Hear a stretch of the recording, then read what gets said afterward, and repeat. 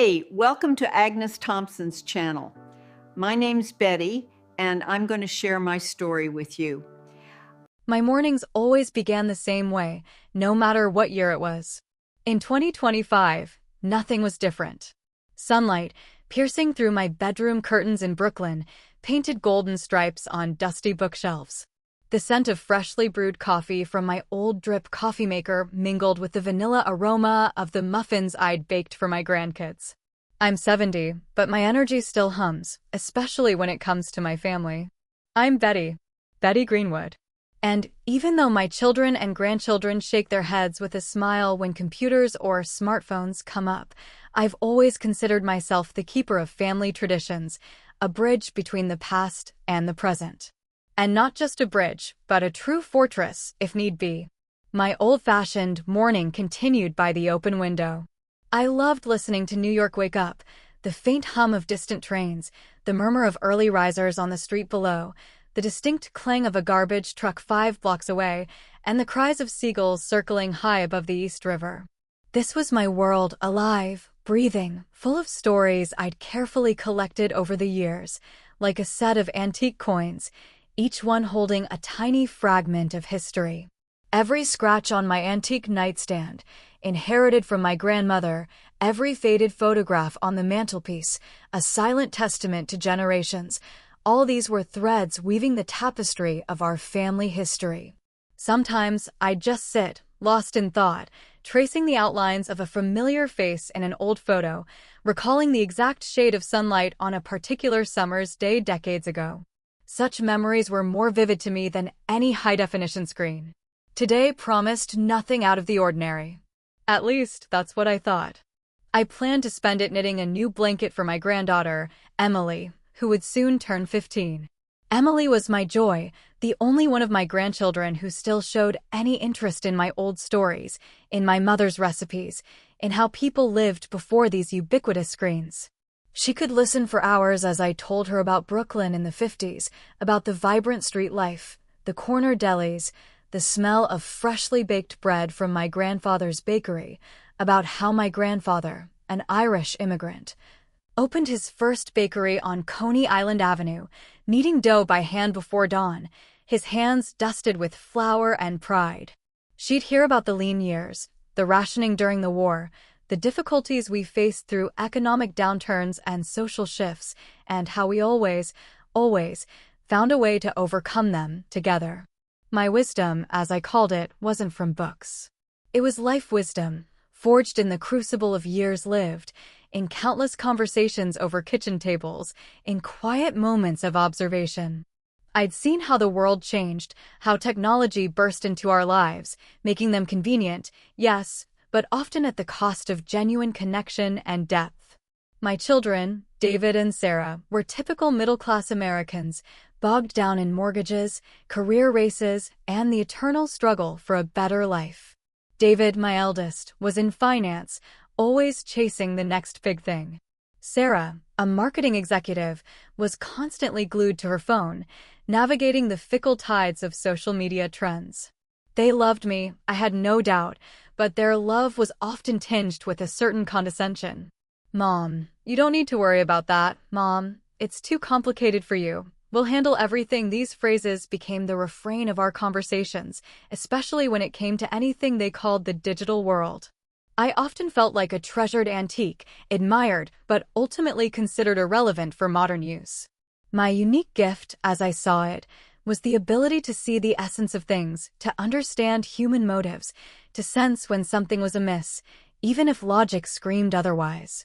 It was something passed down through generations on the female side of our family, not clairvoyance, but more like a heightened intuition and the ability to read between the lines, to listen not just to words, but to what lay beneath them. My grandmother called it soil sense, the ability to feel the slightest vibrations that foretold a storm, a subtle shift in the air before a downpour.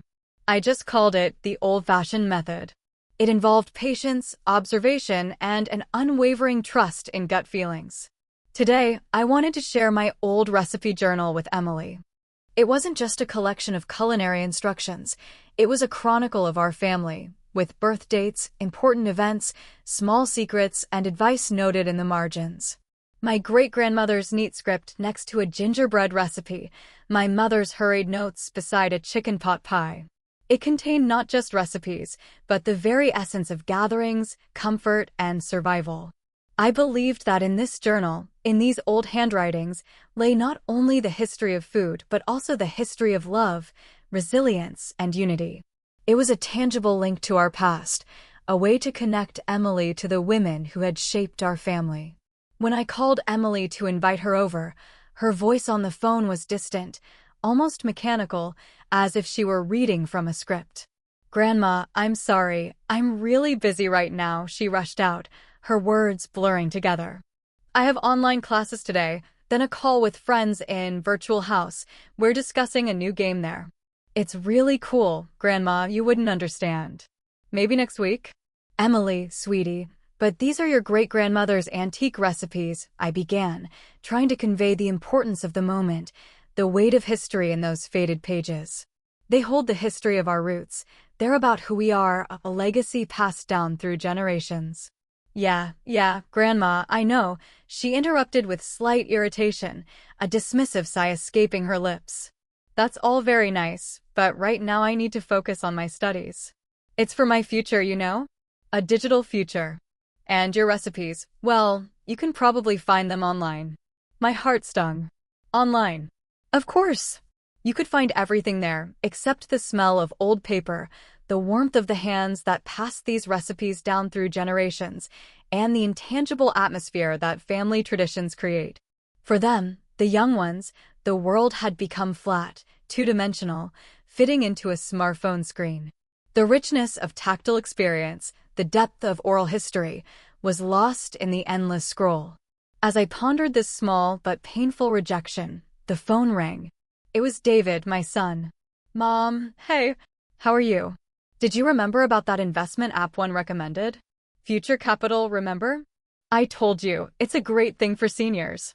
Reliable, stable, and good returns. You could really secure your retirement with this." I sighed, a long, weary exhalation. For months now, David had been trying to convince me to invest a small sum of money, which I had saved for a rainy day, in this very future capital. It was money for emergencies, for unexpected medical bills, for keeping my independence. I had always been careful with money. My late husband, George, always said, "Betty, a penny saved is a penny earned, and wisdom is the last thing you can lose." I believed in old, time-tested banks, in real estate, in things I could touch, things that had a physical presence.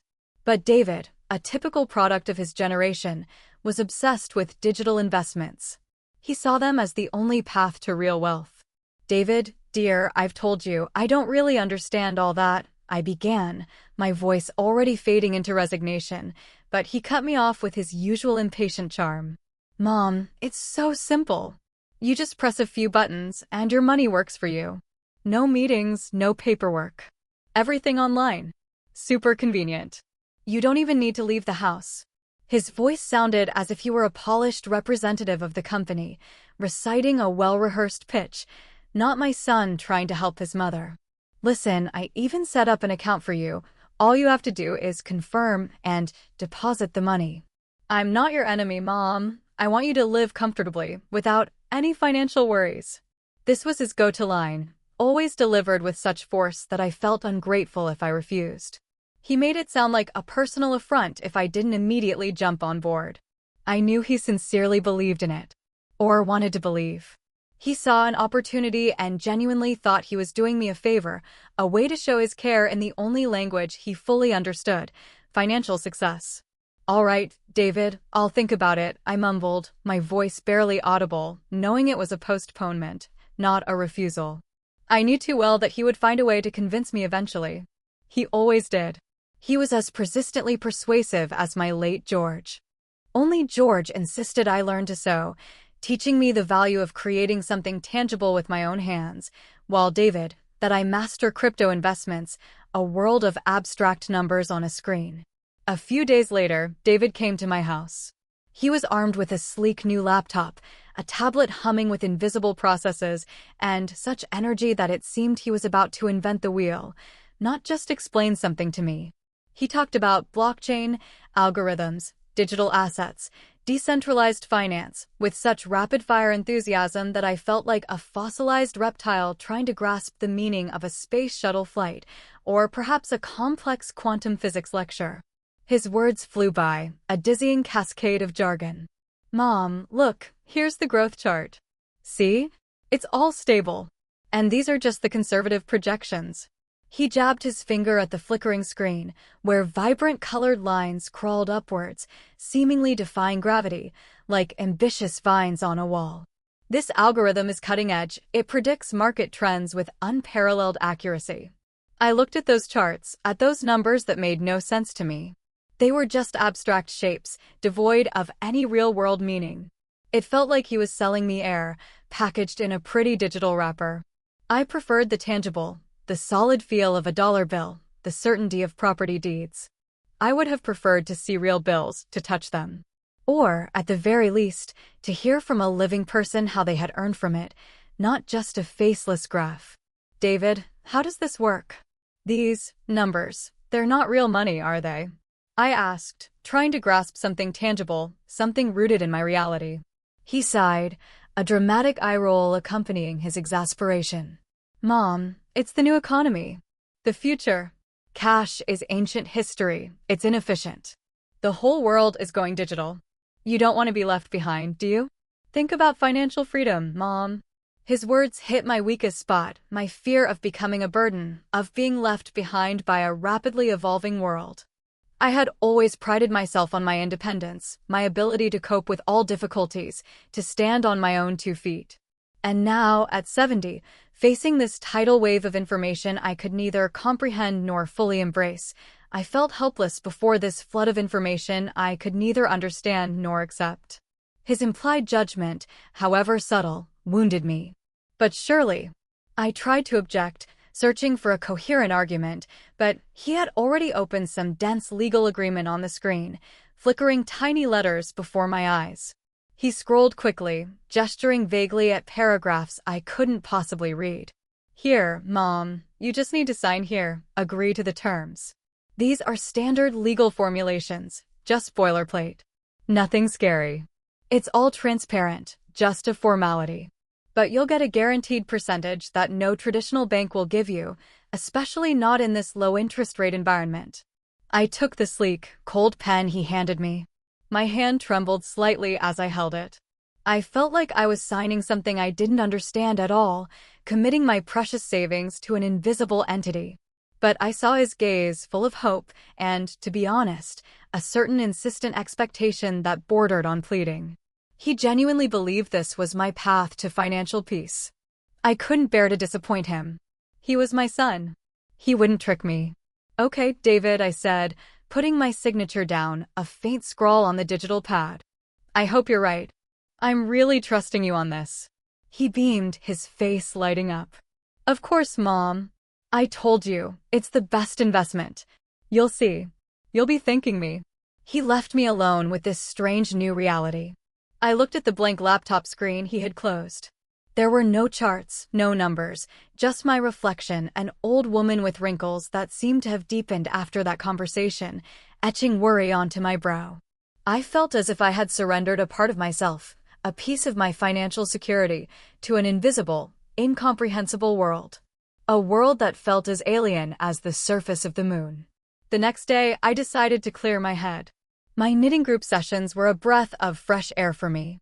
There, in the cozy community hall, gathered women like me, who, despite their diverse backgrounds, shared a common bond of age and experience. They were the ones whom progressive children and grandchildren considered outdated. We knitted, crocheted, sipped tea, shared news, gossiped gently, exchanged recipes, and, of course, discussed our digital problems. My granddaughter told me yesterday I should get TikTok, complained Mary, my neighbor from across the hall, her needles clicking furiously. Can you imagine? Me, a 72-year-old woman, dancing in front of a camera. I can barely walk without a cane, let alone do those fancy moves. We all laughed, a chorus of understanding sighs. But the laughter was bitter. We felt like we were being pushed out of a world that was changing too fast, too aggressively. We were marginalized, deemed incapable of understanding the new, simply because of our age. "And my son," I said, my voice quiet, "made me invest money in some future capital. He says it's the future. But I feel like it's just a hole where my savings are disappearing. My gut just tells me something's off." "Oh, Betty, dear, be careful," exclaimed Helen, the most sensible and cautious in our group, her spectacles perched on the end of her nose. "My cousin was conned into something similar just last year. He lost all his savings. Said it was a scam, as they call it, a new kind of pyramid scheme targeting seniors. These youngsters, they're so trusting of anything shiny and new. Scam. Fraud." The word hit me like a physical blow, cold and sharp. David, my son, could he have tricked me? No, it's impossible. He's too good, too honest, too kind. He just doesn't understand, or maybe he himself fell victim to someone else's cunning, a victim just like me. But the seed of doubt had been planted. It took root deep in my heart, like a persistent weed that wasn't easily pulled, its tendrils reaching into my deepest anxieties. I remembered how persistently he insisted, how he bypassed all my objections, how he gave me no opportunity to ask further questions, rushing me through the digital paperwork. And then his glowing, almost zealous eyes when he spoke of high percentages, the incredible returns. That wasn't like my David, who had always been reserved and thoughtful, a man of cautious calculations. When I got home, the thought of future capital gnawed at me. I couldn't shake it off. I decided to do what I did best, gather information. The old-fashioned way. I didn't go online, didn't open a browser. I pulled out my old phone book, its pages yellowed with age, filled with tiny, familiar handwriting, and started calling. My former colleagues from the insurance company, George's old poker buddies, distant relatives I hadn't spoken to in years, neighbors who had lived on this block since before I moved in, all those with whom I had old, trusted connections. "Hi, this is Betty Greenwood. Remember me? We worked together at New York Life for 20 years. Listen, I have a question for you, a rather unusual one." I asked about any suspicious investment schemes, about whether they had heard of future capital, about any cases of financial fraud involving elderly people in our community or their acquaintances. With each call, the picture became clearer and more disturbing. People told stories of lost savings, of phantom companies, of smooth-talking young people who convinced their elderly relatives to invest money in new technologies, promising the moon and delivering dust. I wrote down every word in my old spiral-bound notebook, the kind with thick, rough paper. Names, dates, amounts, company names, specific promises made. Some stories were eerily similar to mine, the same compelling pitch, the same pressure. The only difference was often the company name, a subtle variation on the same predatory theme. The essence was always the same: beautiful promises, insistent persuasion, and, ultimately, vanished money. One of my callers, an old acquaintance of George's, a retired lawyer named Arthur Jenkins, even gave me invaluable advice. "Betty, if something sounds too good to be true, it probably is.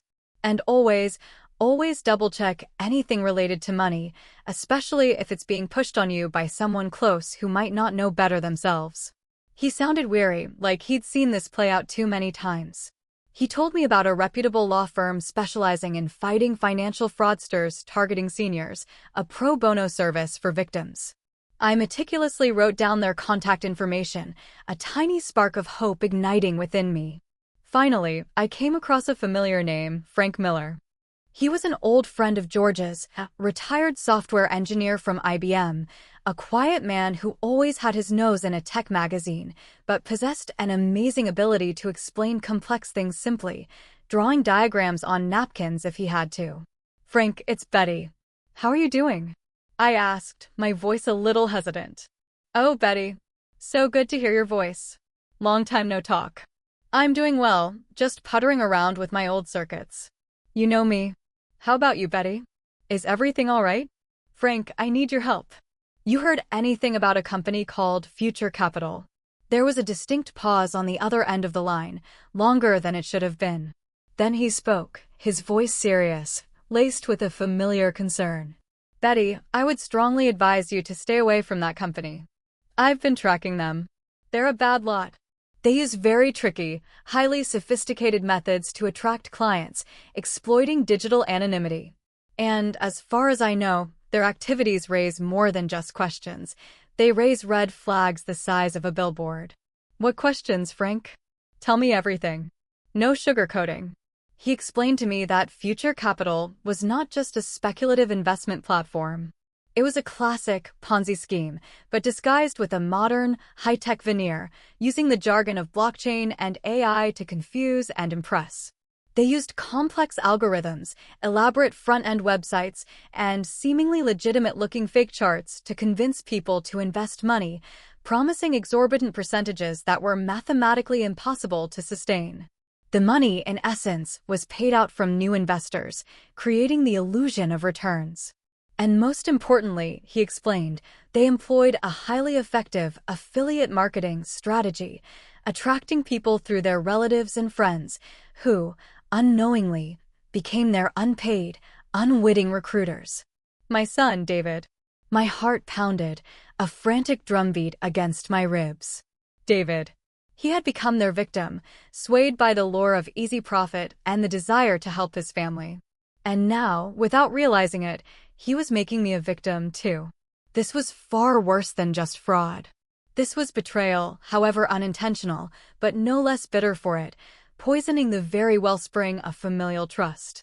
Frank elaborated, explaining that Future Capital actively used social media platforms, sophisticated targeted advertising campaigns, and even strategically planted fake news articles on obscure financial blogs to create an image of a reliable and innovative company. They held slick, professional online webinars, complete with dazzling animations and compelling narratives, where they showed fake testimonials from happy investors and convincingly spoke about their groundbreaking technologies and proprietary AI. "I tried to warn people," Betty, Frank said, his voice tinged with frustration. "I posted on forums, tried to reach out. But they're so brainwashed by these promises of easy money, by the allure of being ahead of the curve, that they won't listen. And if you tell them it's a scam, they just scoff and say, 'You just don't understand modern technology.' Or, 'You're too old to get it.' Those words. 'You just don't understand modern technology.' How many times had I heard them from my children, from my grandchildren? They were like a brand, marking me, as if old age automatically meant foolishness and an inability to learn. But now I understood that my very inability and backwardness might become my greatest weapon. For if I didn't understand their technologies, then they, in turn, didn't understand my old-fashioned wisdom. And that, I realized with a grim satisfaction, gave me an unexpected advantage. They were blind to the human element, while I lived by it. When I hung up, I felt a deep weariness, a profound sense of disillusionment, but at the same time, I was filled with a cold, clear resolve. Rage washed over me, but it wasn't the helpless rage that recoils before pain, the kind that leaves you defeated. This was a rage that was born of love for David, of a fierce desire to protect him from himself, from his blind faith in what looked like the easy path, and from the predators who preyed on that naivete. I knew he wasn't intentionally at fault, but he had become a pawn in this elaborate scheme. And I needed not only to get my money back, but also to save him from this entanglement, to clean his name of any unwitting complicity. That night, sleep eluded me entirely. My brain was working like an old, well-oiled mechanism that had suddenly found a new, vital purpose. I replayed all the conversations, all the details, all the names, the subtle inconsistencies. I saw the invisible threads that connected these people, these companies, these hollow promises. It was a vast, intricate web of lies, spun with digital precision and my old-fashioned methods, rooted in human connection and intuition, were the only ones that could truly untangle it. I looked at my old recipe journal, lying open on my nightstand, the one Emily had wanted to see. On its time-faded cover, almost imperceptible now, was etched my great-grandmother's motto, passed down through generations of women in our family, truth will always find its way to light, even in the deepest darkness. Now, I had to find that way. And I knew it would be long and difficult, fraught with obstacles. But I'm Betty Greenwood. And I don't give up easily. Not when my family is involved. With each passing day, with every new detail I uncovered about future capital, the initial shock and anger within me slowly transformed into a cold, burning resolve. This wasn't just a story about lost money. It was a profound tale of trust undermined by deceit, of the invisible threads that bound people together, and of how easily those threads frayed under the pressure of greed and pervasive ignorance. My son, David, was not a villain, not truly, but he had become a dangerous instrument in the hands of those who skillfully played on the ambitions and naivete of others. And I couldn't allow his hands to be stained by that digital dirt, or for our family's good name to be tarnished. My first step was to understand how future capital had even found David. I knew he was usually very cautious with his personal information, having worked in finance for years. He always laughed at my paranoid habits of not using online banking for everything, of keeping physical copies of important documents, and not storing everything in the nebulous cloud. Mom, that's ancient history. Who keeps papers in safes these days? Everything's encrypted now, he'd often say. Now his very progressiveness and trust in the digital realm seemed to have become his vulnerability, turning against him. I decided to start with the simplest, yet most daunting, thing, a direct conversation with David. It was difficult. He was perpetually busy, constantly on conference calls, his phone never ceased its incessant buzzing. His life revolved around screens and deadlines. When I finally reached him, his voice, when he picked up, sounded clipped, tired, as if he were multitasking even while speaking to me. Mom, is something wrong? I'm on a very important call right now, literally just stepped away for a second. David, I need to talk to you about future capital, I said, carefully modulating my voice, trying to keep it calm, devoid of any accusatory tone that might make him shut down.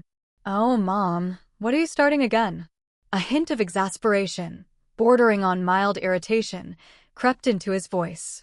I told you everything's fine. The money's working. I get daily reports. Everything's steadily growing. My portfolio looks fantastic. You get reports? I asked, trying not to betray my surprise or the sudden knot in my stomach. Have you actually checked them? Really looked at the underlying assets? Well, I glance at them, of course. They're all digital, easy to access. There are charts, numbers, growth projections. It all looks very convincing. It's legitimate, Mom. Trust me. David, I took a deep breath, steeling myself. I talked to Frank Miller. He's done some research. He said it might be a scam. A Ponzi scheme. A very elaborate one. A dead silence hung on the other end of the line, thick and heavy. Then David laughed.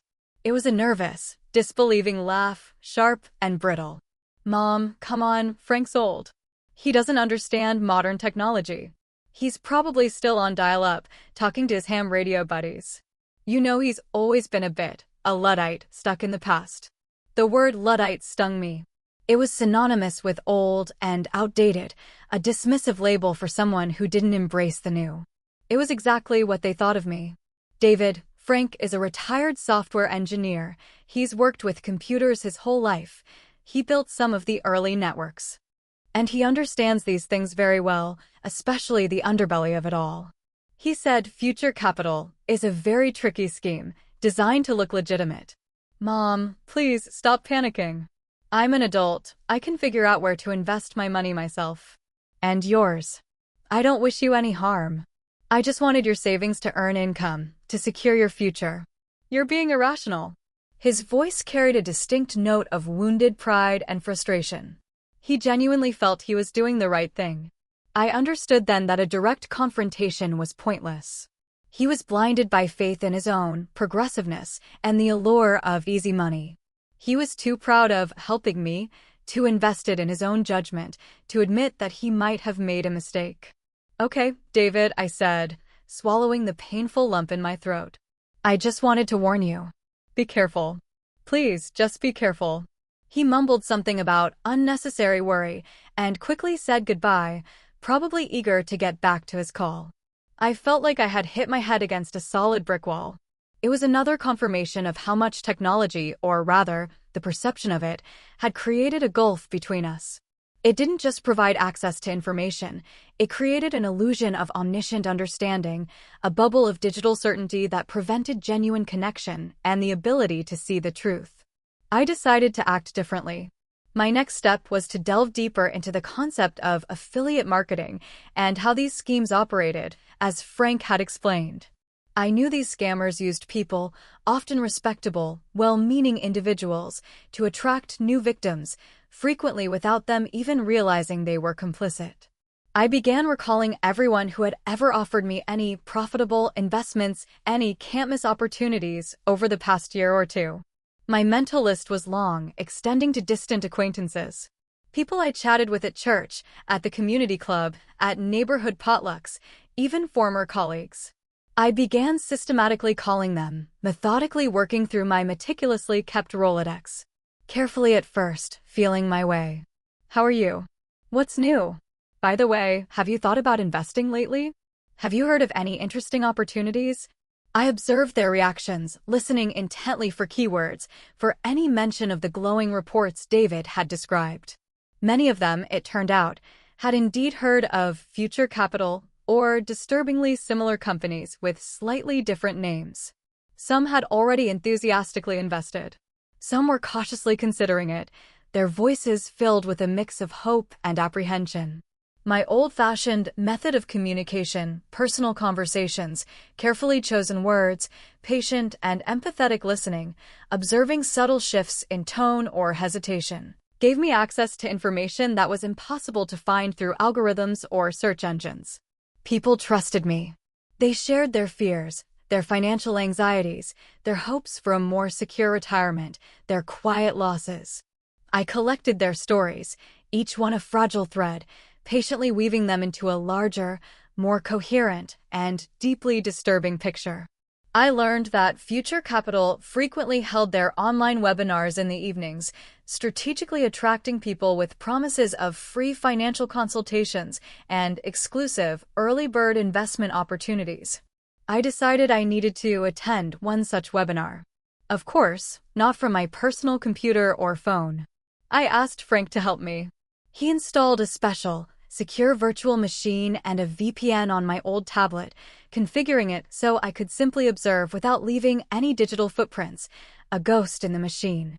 He patiently explained the importance of anonymity in this wild west of online scams.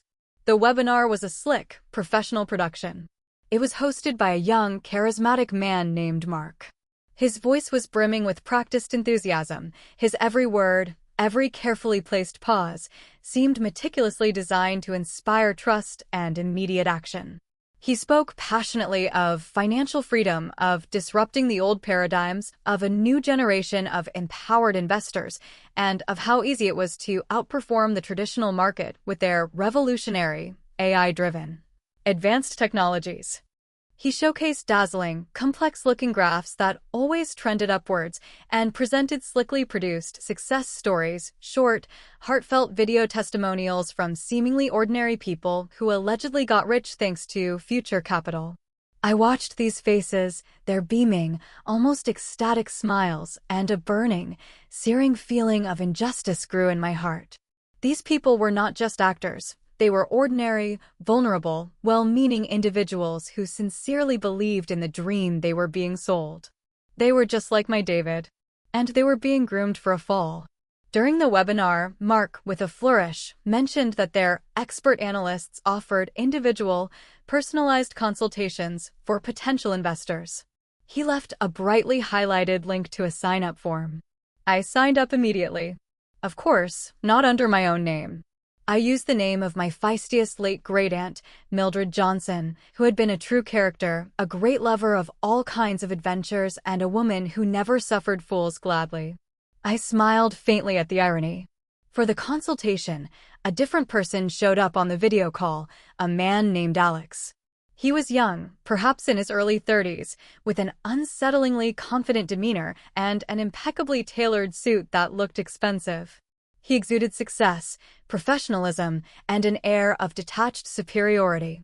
But I, with my many years of experience interacting with people from all walks of life, from seasoned executives to struggling single mothers, immediately felt a profound sense of unease. His eyes were too keen, too calculating, his smile too wide, almost plastered on, and his words too carefully evasive, too full of corporate platitudes.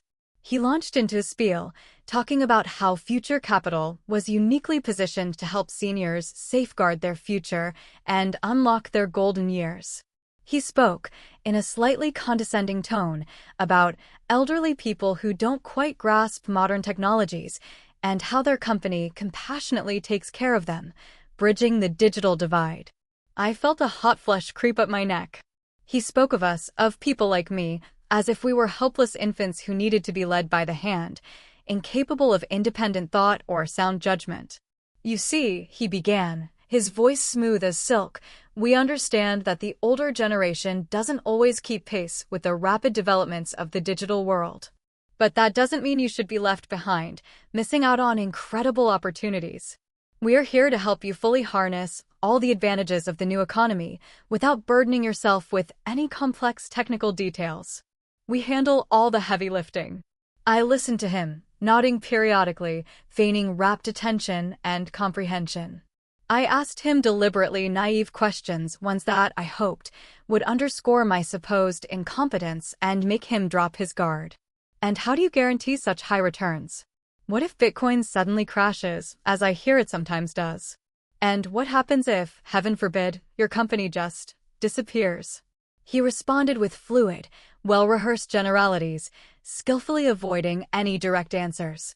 He seamlessly shifted the focus to proprietary, cutting-edge algorithms and an unparalleled, award-winning team of global experts.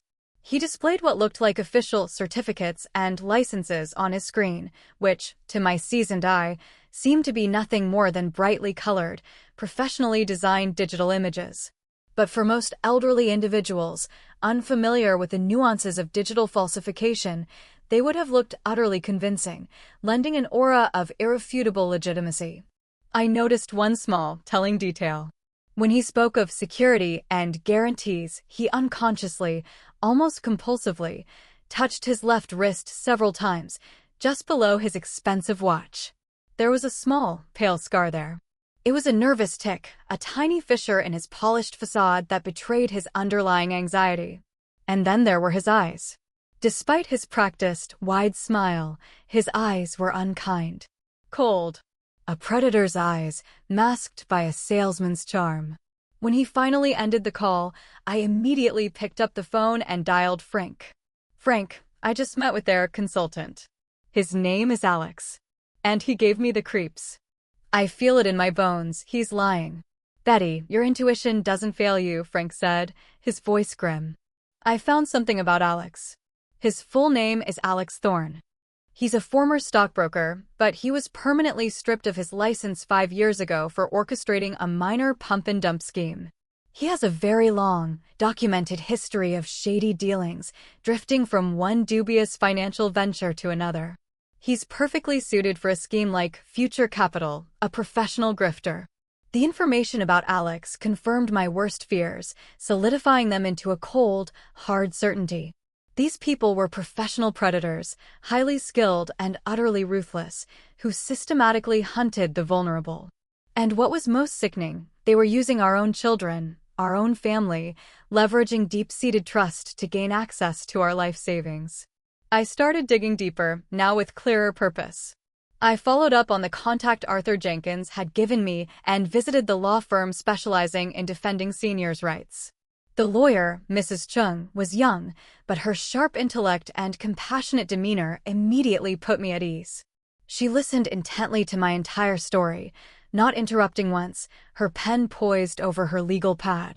Mrs. Greenwood, she said, her voice calm and authoritative when I finished my detailed account. Your story, unfortunately, is heartbreakingly typical. We see variations of these elaborate schemes every day. These fraudsters are incredibly inventive, constantly evolving their tactics. They expertly exploit social trust and family bonds to infiltrate communities and homes. But you, Mrs. Greenwood, you possess a unique and powerful advantage: your incredible memory, your sharp intuition, and your extensive network of personal connections. These are assets no algorithm can replicate. She explained that to bring these criminals to justice and recover lost funds, we needed not just suspicions, however strong, but irrefutable, tangible evidence. Digital evidence was notoriously difficult to obtain, often hidden behind layers of shell corporations and offshore servers. But what was truly invaluable in my hands were the aggregate stories of people, their first-hand testimonies, specific names, precise dates, exact amounts. And, most crucially, I had the undeniable, if unwitting, connection of David, my son, to this scheme. This was the leverage we needed. "Mrs. Ching," I said, my voice firm with renewed determination, "I want not only to get my money back. I want these people to face justice. I want them to pay for what they've done to so many families. And more than anything, I want to protect my son from any further harm or unwitting complicity." She nodded gravely. "It won't be easy, Mrs. Greenwood. They are highly sophisticated and deeply entrenched. But with your insights, we have a fighting chance. We will work together, every step of the way." I began, methodically, to piece all the disparate threads of information together. I went back to the people I had initially interviewed, but now I asked more precise, targeted questions. When exactly did you invest your money? What were the exact promises made to you? Did you sign any specific documents? Do you recall the names of the consultants who spoke to you? Each answer was meticulously recorded, cross-referenced, and analyzed for patterns. I also remembered that David, when he was setting up my account, had mentioned a referral code. He said it would allow him to receive a small bonus, a thank you, for attracting a new client. This was a critical clue, a tangible link. The referral code, it was the very thread that bound him to this insidious scheme directly. I called Frank again, asking him to help me locate this specific code. He found it buried deep in David's old electronic emails, tucked away in an obscure folder.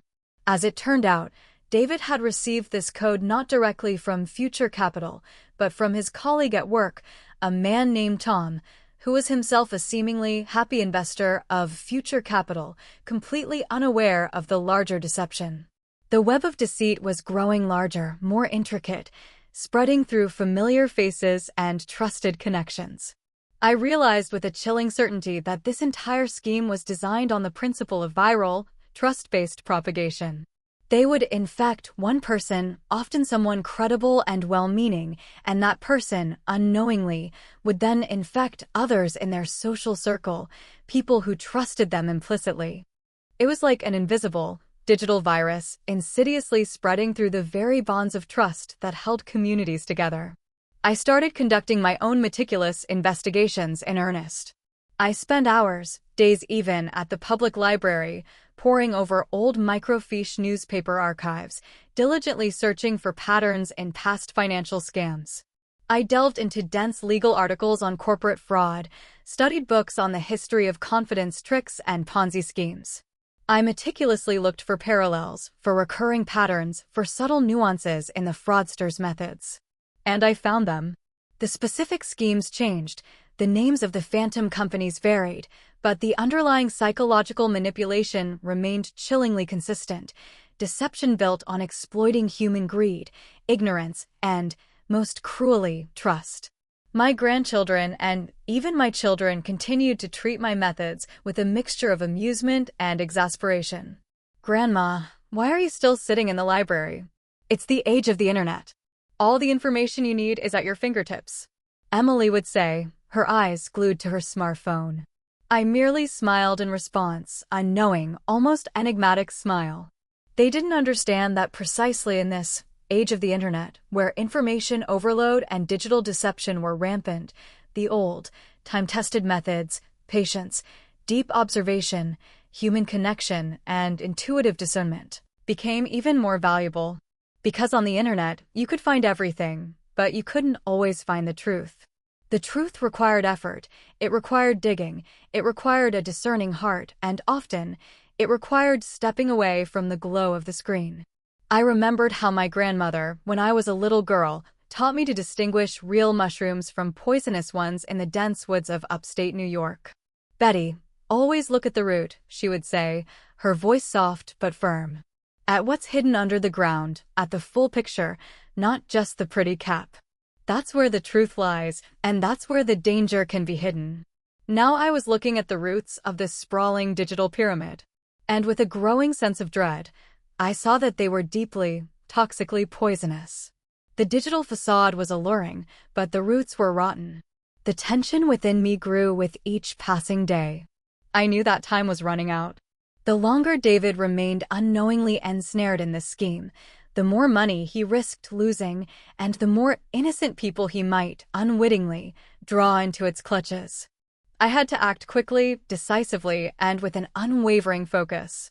One evening, as I sat in my quiet living room, surrounded by my old books, the familiar comfort of antique furniture, and the sepia-toned photographs of generations past, an idea, almost a whisper, came to me. An idea that, paradoxically, seemed the most old-fashioned of all. I remembered the annual family gathering we held every Thanksgiving. It wasn't just a holiday, it was our long-standing, cherished tradition, a sacred ritual.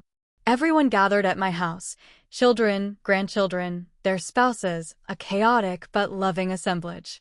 We'd eat too much turkey, exchange boisterous news, laugh until our sides hurt, occasionally argue fiercely, and then, inevitably, make up again, stronger for the catharsis. It was a day when our family was truly, physically, undeniably together under one roof. And it was on this day that I could finally deliver my truth to everyone. Without the internet, without digital presentations, without screens separating us. Face to face. Heart to heart. But what she learned or did next turned all expectations upside down. You won't believe how it ended.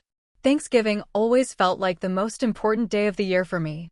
On this day, my house would fill with the comforting hum of family, the boisterous laughter of children, and the rich, tantalizing aromas of roasted turkey and my famous pumpkin pie, baked using my great-grandmother's faded recipe.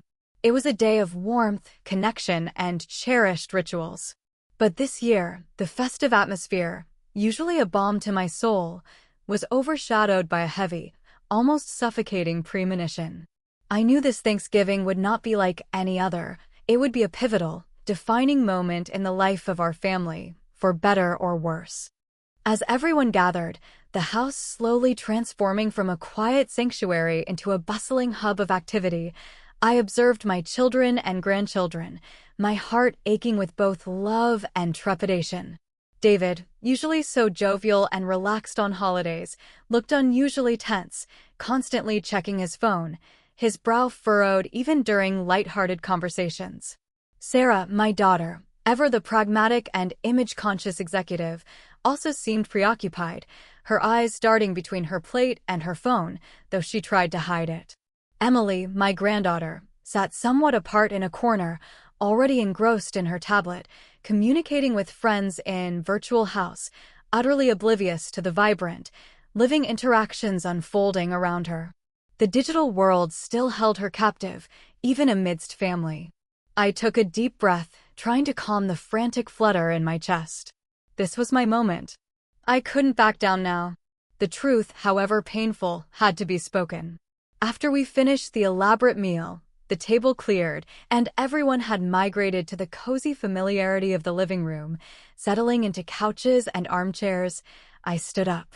The general chatter, which had been lively moments before, gradually died down as all eyes, curious and expectant, turned to me. A hush fell over the room. "I want to say something," I began, and my voice, to my surprise, sounded steady, firm, and clear, resonating with an authority I hadn't known I possessed. "I know that many of you here, perhaps all of you, think I don't know the first thing about technology. And perhaps, in your modern estimation, you are right. I don't navigate all these intricate apps with ease. I don't fully comprehend how blockchain truly functions, nor do I fully grasp the intricacies of artificial intelligence. A slight, nervous chuckle rippled through the living room, quickly stifled. A few people, David among them, shifted uncomfortably, and I saw a few quiet, confirming nods among the younger generation. David pointedly averted his gaze, focusing instead on a loose thread on the carpet. But I continued, my voice gaining strength, my eyes sweeping across each familiar face. There's one thing I understand very well. That's people. I've lived a long life, seen many seasons come and go, witnessed countless triumphs and profound failures, experienced much deception and found much truth. And my grandmother always said, when the fog is too thick and you can't see the road, when the maps fail and the compass spins, trust your feelings. The ground beneath your feet never lies. And that's the ground I stand on. I slowly, deliberately reached into my worn canvas bag and pulled out the old, battered leather notebook, its pages filled with my meticulous handwriting, compiling all my notes and observations about future capital. The raw, tangible evidence felt solid in my hands. Inside were names, dates, amounts, chilling testimonies, and the insidious threads of connection. In recent months, I said, opening the notebook and holding it up, I felt it in my bones. Something was profoundly wrong. Something about the money, my life savings, that I invested on David's advice. David, who had been trying to appear nonchalant, visibly flinched, his head snapping up. Mom, we've already discussed this. I told you everything's fine. The reports are solid. His voice was defensive, almost pleading. David, please, just wait, I said, gently raising a hand, silencing him. I'm not accusing you. On the contrary, I want to help you. And all of us. Because this isn't just about my money. It's about trust and about how easily it can be exploited. I began to tell my story, slowly, methodically, weaving the narrative like one of my intricate tapestries. I recounted my phone calls, the quiet, persistent interviews, the hours I spent listening to the heartbreaking stories of other vulnerable people who had lost their life savings, their hopes, their sense of security. I named names, cited specific dates, quoted devastating amounts. I vividly described my unsettling encounter with Alex, the smooth-talking consultant from Future Capital, and how Frank, my trusted old friend, had meticulously dug into his past, revealing his true nature as a discredited career con artist. This company, I said, my voice resonating with conviction, this Future Capital, that promises you the moon, it's not a legitimate investment platform. It's an insidious pyramid scheme, dressed up in fancy digital clothes and buzzwords. They take money from new, unsuspecting investors to pay the promised, but ultimately false, returns to the older ones. And when the flow of new money inevitably dries up, as all such schemes do, they will disappear, vanish into thin air, taking everyone's money with them. And everyone will lose everything. A profound, suffocating silence descended upon the room. You could have heard a pin drop. The faces of my children and grandchildren, usually so animated, underwent a dramatic transformation. Their initial expressions of polite boredom shifted to mild skepticism, then to dawning shock, and finally, to a chilling, palpable horror. Emily, who had been completely absorbed in her tablet, slowly lifted her head, her eyes wide, staring at me as if seeing me for the first time. Even Sarah, who usually maintained a composed facade, looked utterly stunned, her jaw slightly agape. But how did you learn all this, Grandma? Sarah whispered, her voice barely audible, filled with genuine confusion and a hint of growing dread. You don't even use the internet for anything complicated. Her words, usually so dismissive of my tech skills, now carried an undertone of bewildered awe. I used my old-fashioned methods, I replied, my gaze sweeping across each shocked face, making direct eye contact with every person in the room. I talked to people. I listened. I trusted my intuition, that soil sense my grandmother taught me. I sought the truth not in abstract numbers on a flickering screen, but in the genuine fear in people's eyes, in the tremble in their voices, in the consistent patterns within their stories, the human element that technology often obscures. I looked directly at David. He was utterly pale, his face ashen, his usual confident demeanor shattered. Shame and a dawning understanding clouded his eyes. "David, my dear," I said, my voice softening, my heart aching for him. "You are not to blame. You were a tool in their hands, an unwitting accomplice. They used your trust, your genuine desire to help me, to help your family. You thought you were doing a good, honorable thing. But it was all a carefully constructed, cynical deception. You were as much a victim as anyone." He lowered his head, his shoulders slumping in defeat, his hands clenching into tight fists. I saw his pain, his deep shame, his profound realization of his error. And seeing his raw vulnerability, his genuine remorse, was, for me, the hardest part of all. I had never wanted to wound him, but the truth, however harsh, was absolutely necessary. "I've already contacted a reputable legal firm," I continued, my voice firm once more. "They specialize in these kinds of complex financial fraud cases, especially those targeting seniors. And they are ready to help us and all the other victims I've spoken with. But to bring these criminals to justice, we need irrefutable evidence. And your unwavering support, your willingness to step forward." Then, something truly remarkable, something I had entirely stopped expecting, occurred. Emily, who had remained utterly silent, her eyes fixed on me with an intensity one hadn't seen before, suddenly stood up. Her tablet, forgotten, slipped from her lap and clattered softly to the floor. "Grandma," she said, her voice clear and strong, filled with an unexpected wave of determination and fierce loyalty. "I will help you. I understand how to work with digital systems. I know how to search for information on the internet, how to dig deeper than just the surface. I will help you find the digital evidence they tried to hide." My heart constricted with an overwhelming surge of unexpected tenderness and pride. My granddaughter, who had so dismissively brushed aside my old-fashioned recipes and stories, who had been so consumed by her digital world, was now extending her hand to me, offering her unique skills in my time of need. It was a bridge being built, not just from me to her, but from her to me. "Emily, my dear, sweet girl," I said, my voice thick with emotion, stepping towards her and gently taking her hand. "I need your help. And David, Sarah, I need the help of each and every one of you." This moment, in the heart of our Thanksgiving gathering, became the true emotional climax. My old-fashioned method of communication, a direct, honest conversation, rooted in deeply felt trust and personal experience, had finally pierced through the thick, isolating wall of digital alienation. The truth, delivered with raw honesty, had finally connected us. Even Sarah, after a moment of stunned silence, moved to David's side and placed a comforting hand on his shoulder, a silent gesture of support. The next several weeks were a blur of intense activity and unwavering dedication. Emily proved to be an incredibly gifted digital detective. Guided by my intuition and the patterns I had observed in human behavior, she applied her sharp technological skills. She didn't just search the surface web. She delved into archived website data, cross-referenced obscure public corporate registrations across multiple states, and meticulously scoured online forums where cybersecurity volunteers and digital forensics enthusiasts shared tips and methods. It wasn't about simply accessing hidden servers, it was about strategically connecting disparate digital breadcrumbs that, when pieced together, painted a damning picture.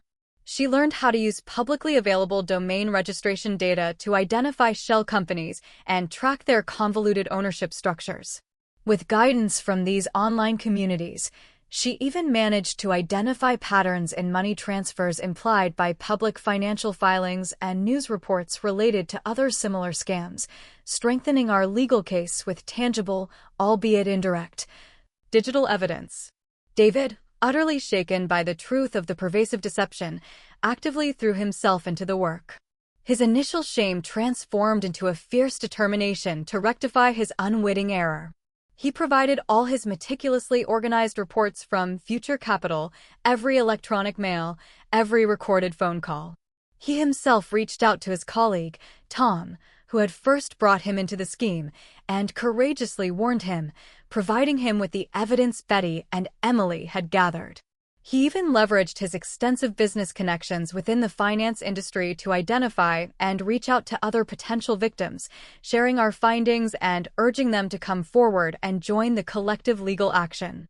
We worked together as a formidable, if unlikely, team, old methods seamlessly integrated with new technologies, the enduring wisdom of accumulated experience fused with the fresh, agile perspective of youth.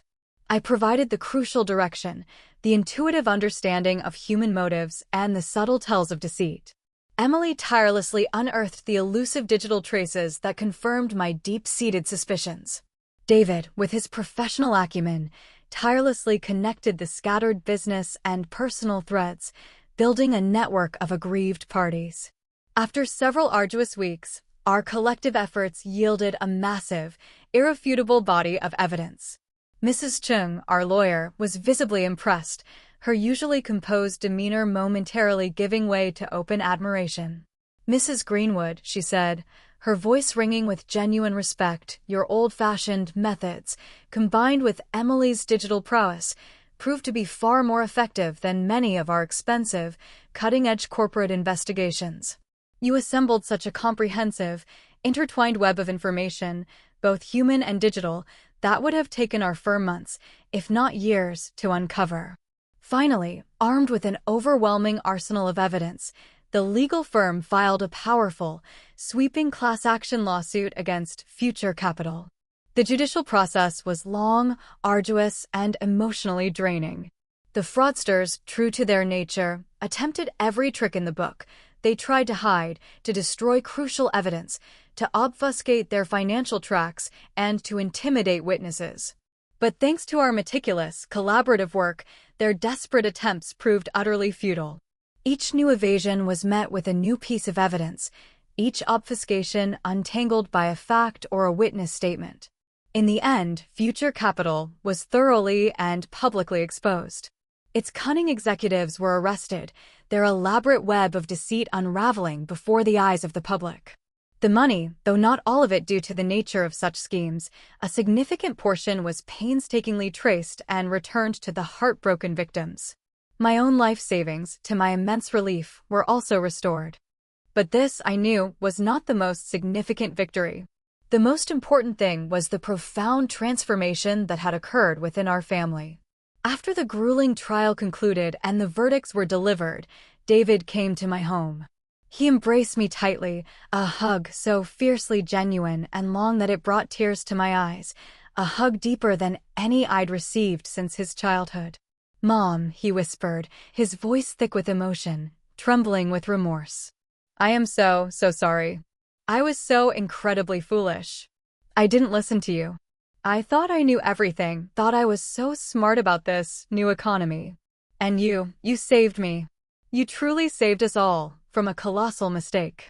I felt his sincerity, his profound remorse, his deep regret. I gently stroked his hair, just as I had when he was a little boy. "David, my dear, the important thing is that you understood, that you learned, and that you're here, truly here with me, and that we are truly together again." Emily, too, had undergone a remarkable change. She began coming to me more often, not just to show me things on her tablet, but to simply sit, to listen intently to my stories, to ask questions about our family history. She even asked me to teach her how to knit, saying that she needed something tangible, something for her soul, to relax and get a break from all the screens. One crisp autumn afternoon, she sat with me in the sun-drenched kitchen, watching as I meticulously prepared delicate blintzes using my great-grandmother's cherished recipe. The smell of lemons and warm cheese filled the air. "Grandma," she said suddenly, breaking the comfortable silence, her eyes sparkling. "Remember that old recipe journal you wanted to show me? I would really, truly love to see it now. All of it." My heart swelled with an overwhelming warmth.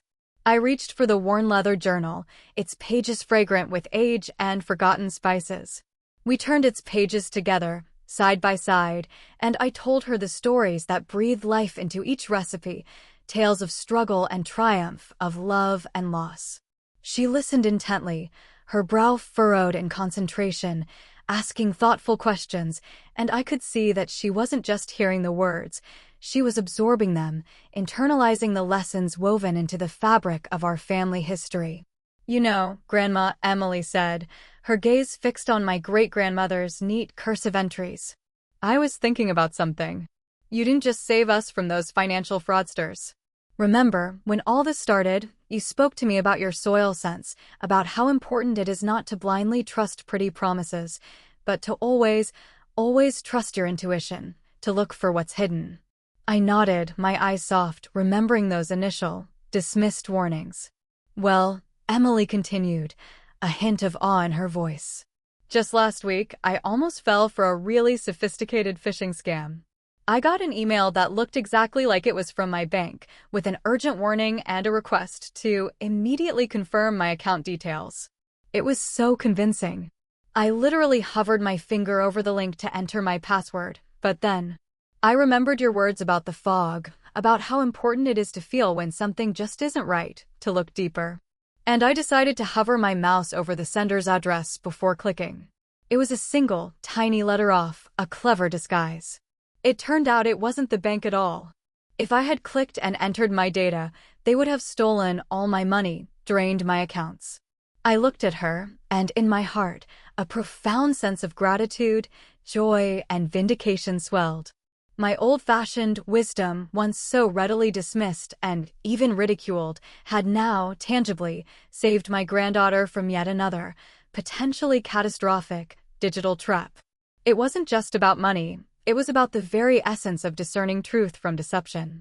"So, Grandma," Emily said, a wide, genuine smile gracing her face, "you didn't just save our money.